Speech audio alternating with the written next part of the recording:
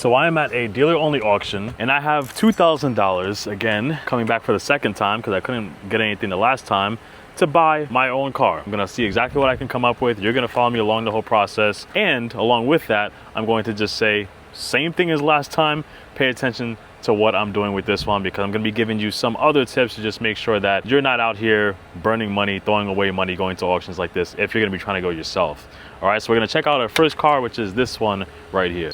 It is a 2010 Audi A6, and you might not think, well, actually, first of all, I'm not sure if this is the same car. It actually is. This is the same car that I was checking out probably a little over a month ago with the last video. It has the same messed up back and everything. That's crazy.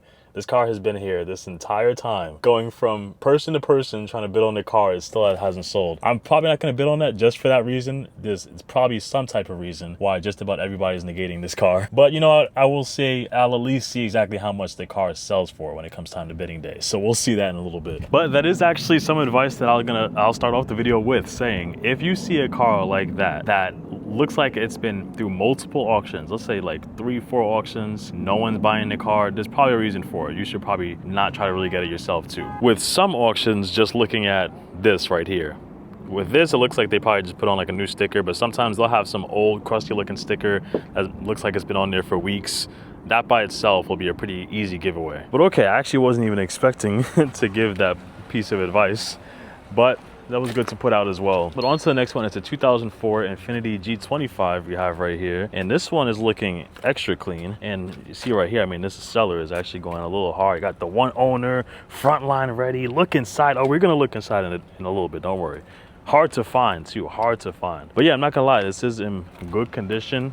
And it looks like the seller detailed it and everything. So I'm not gonna lie, like if we do get the top bid on this car, let's say everything looks all good, kind of doubt that the seller will take some really low price for it just with how good condition it is. I mean, even the inside and everything is all detailed, so highly doubt it. But I mean, we'll still try it out. But that is gonna lead me on to what will be my next point to make, and that's just to really pay attention to what the engine sounds like. So I'm gonna start up the car really quick, and here, you can listen with me.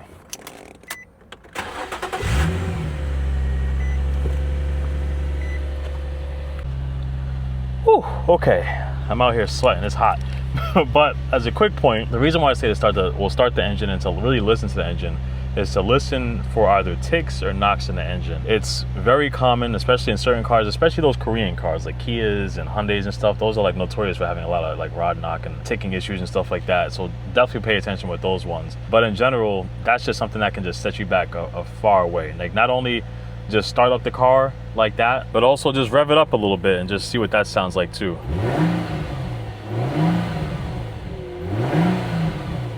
And just see if you hear any ticking or knocking there as well. This one sounds all good, so I'm gonna keep going with the rest of the inspection, but just putting it out there for you really quick. But okay, so that last one, the Infiniti, we'll see. Everything looked good with it, so I'm gonna be bidding on it, but not expecting the greatest price with it, but we'll see. But now I'm going on to this next one. This is a Ford Escape. And I want to just quickly state something that I usually would state with most of my videos. I have to reinstate it here just in case, you know, you're a new viewer and you don't really know the process in itself. So I'd say with just about every car that you're going to in the auction, you should always, of course, have a scanner. This is a scanner I already have plugged in. It's a Blue Driver scanner. It's a good scanner overall, great and mobile. Cool. And it links up with the app here. This is the app that comes with the phone. It's the Blue Driver app. So what I'm gonna do is go to smog check right here and then do scan. If you have another scanner, it might say I am readiness check instead, but this is what you're also gonna be checking for. So most people make the mistake of only checking for reading the codes, but the problem with these auctions is that a lot of people also reset codes. There's ways that you can reset the codes on the dashboard so that there's no codes in the system here, there's no check engine light or anything like that, but then it's possible that the codes can still come up the time you leave the auction. And this is the way that you could quickly just see if that's potentially gonna be the case. So what you're looking for when you're doing the monitor test is just this right here. If it says that there's a bunch of these monitors like this that says the vehicle has not completed this test yet, that's what you really do not want to see. You want it to be a check mark instead, like these ones up here. If you see a little exclamation mark or it says it's incomplete monitors, then that shows that it's a possibility that a code can come up, okay? A possibility. It's not a definite, but it's a possibility that, you know, let's say you drive the car around more, a code could end up popping up. Now we're gonna get on to some better stuff though. This is a Ford Mustang we got here. 2024 Ford Mustang, has 13,000 miles. It's definitely possible that it could fall within that range. It's only the dark horse model, so it's nothing that crazy. And yeah, it's not even manual or nothing. So let's just start it up really quick, see what's up. Okay, yeah, it's looking good. It's looking good. Let me just rev it up a little bit. Okay, that sounds right. All right. Maybe, obviously, this isn't going to be falling in the $2,000 price range. I just needed a reason to jump in the car and start the car, okay? But, you know, we could at least see around what the average price range for a car like this would even be. So maybe so you could, you know, this could be a car for you for the future. Okay, all right, looks like its average wholesale price is around $53,000. You know, I actually thought it would be a little higher than that. So, you know, it's not crazy. It's not crazy. A little out of our price range, but it's not too crazy. All right, so we have one that could be a winner right here. It's a 2012 Chrysler 200, and I mean, it looks like it's in good condition overall. Doesn't really look like it needs much of any work. I will just say it does look like the there's a cylinder misfire on one of the cylinders, but I mean, simple tune-up should probably fix that. But overall, I mean, the car's in good condition. Everything works like it's supposed to. I'm just gonna do a very quick test drive. And I will quickly say, with this auction, no, I'm actually not supposed to do test drives, and I'm gonna do it anyway. Mostly because, I mean, I'm not ready to spend a couple $1,000s even, and then potentially end up taking a gamble like that and the transmission ends up being trash, right, when I get it home or something. So, I mean, if you wanna do that, then you can. I generally suggest at least going through like a first and second gear shift and then quickly coming back. And of course, you know, just check to see if there's anyone around really quick, all right? There is gonna be some auctions that actually do have like full-on test tracks and anything like that you could actually go through a couple of gears with dealer auctions like these. But yeah, this is not one of those auctions. So of course, do it wisely. Don't end up getting yourself banned from the auction or something like that. But usually you could do at least a couple, you know, just a little bit of first or second gear change. Nothing crazy, right? And okay, so just took it on the test drive, and yeah, it's looking pretty good. Of course, like I said, it has a little misfire, so it's a little bit of a stutter when it's like idling and stuff like that, but it's nothing crazy. Overall, it's running pretty smooth. So we'll see how much we can potentially get this one for. Okay, and this is what was about to be my next car to check out. I will say this is actually a repo car. This is like the repo lane. All these cars that's in this lane are mainly the repo cars and everything. I mean, overall, it doesn't look like it's in horrible condition, but I mean, even going along with the repo, before I even start diving in deep into everything, I could see this right here. This is exactly what I was telling you guys in the beginning. Look how messed up this tag looks. It looks like this has been sitting here for months. Literally just faded and just been sitting here, probably in this exact same spot. So I'm probably just gonna avoid it. I'm not really trying to deal with that, especially with it being a repo car. There could be so many unknown things going on with this. Of course, people don't really take care of their cars after they realize they can't really pay for them and keep up with the payments. But okay, that was all the cars we had to check out. We're gonna cut to the bidding time and see if we can get one of these cars. Okay, so now we're about to get into the bidding online in a quick second. I will just say as a quick mention before we get into the bidding though, if you want access to dealer only auctions like these, I'm going to drop a link in the description below where you can potentially get the same thing as what I'm doing right now. The reason why I'm able to do it is because I have my own dealership.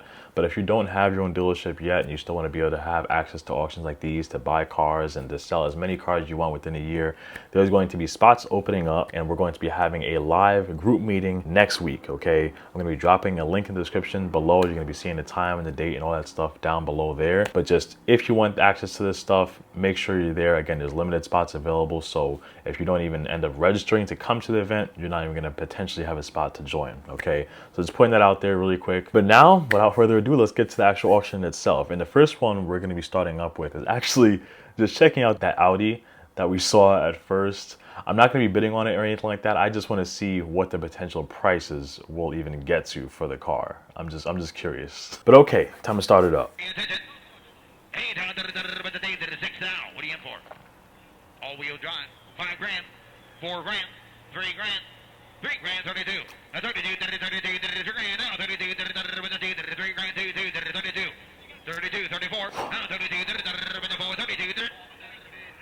Well, you are trying to get fired this week, ain't you? You're going to sell them that cheap. Wow, well, looks like it finally just sold. I mean, to be honest, I don't remember. I'm going to maybe have to flash back at that last video to see exactly what They're trying to get it from the seller with the first video. But hey, it sold this time, but way over what our budget would be. I mean, average wholesale price from what I checked before was around $2,000, but yeah, that obviously went way above that in itself. We'll see with the Infiniti especially. I don't have like the greatest hope that this is gonna go for a really good price just based on like the condition of how good condition it was at the auction.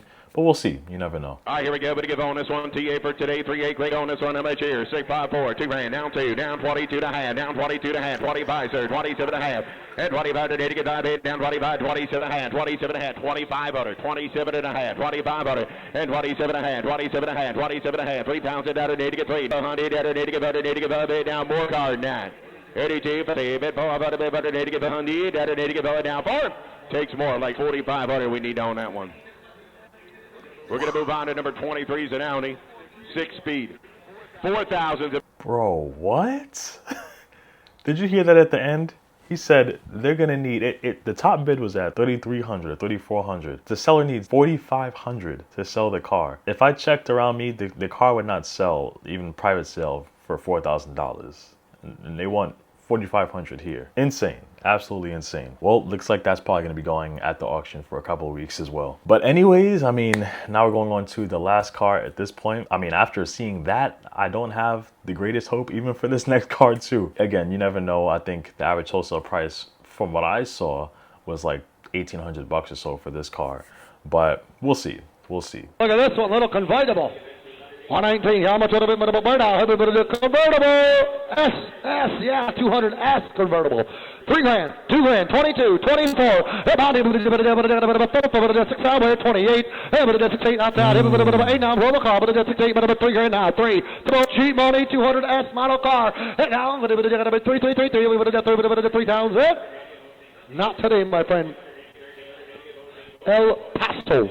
Well, what do you know? It happened again.